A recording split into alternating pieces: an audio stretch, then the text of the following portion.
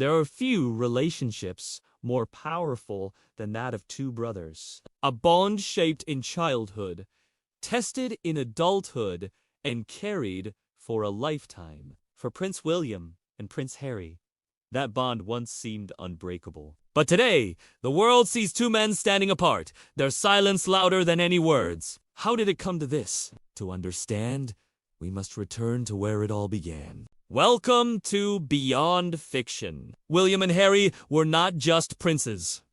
They were Diana's boys. To the world, she was the people's princess. But to them, she was simply Mum.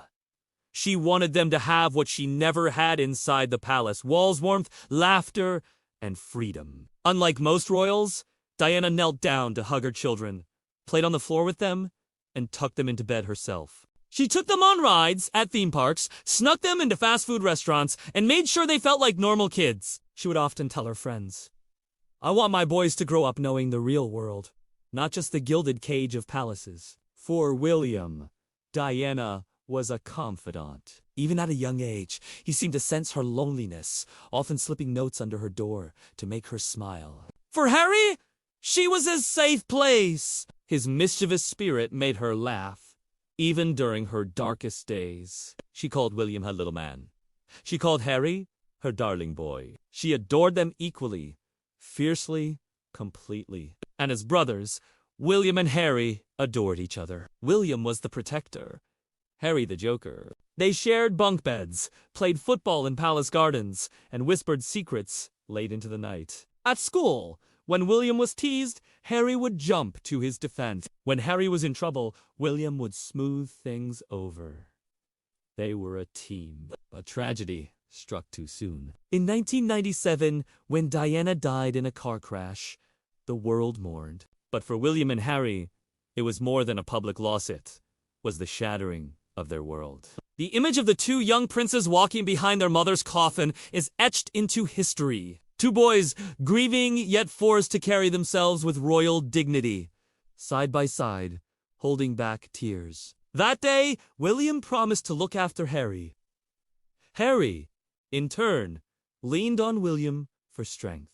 For years, they kept that promise. They laughed together, served together in the military, and worked side by side to honor Diana's legacy. Whether it was launching charities or creating the Invictus Games, the brothers appeared inseparable. In interviews, Harry often called William the only person on this planet I can trust. But behind the polished royal appearances, things were changing. William's path was set future king.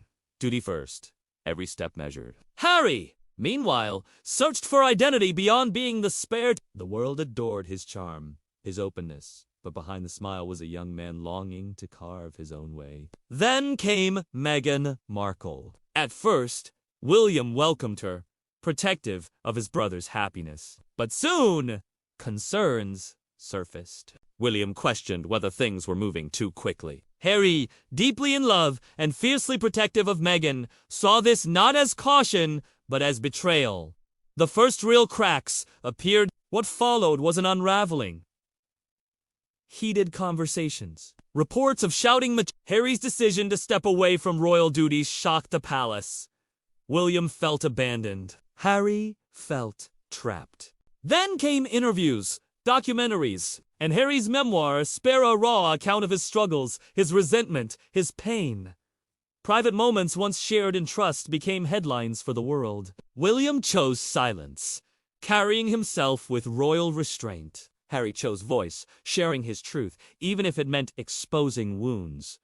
To William, it was to Harry, it was survival. And so, the brothers, who once shared laughter in palace corridors, now barely exchanged words. At Queen Elizabeth II's funeral, they walked together once again, echoing the day they walked behind Diana.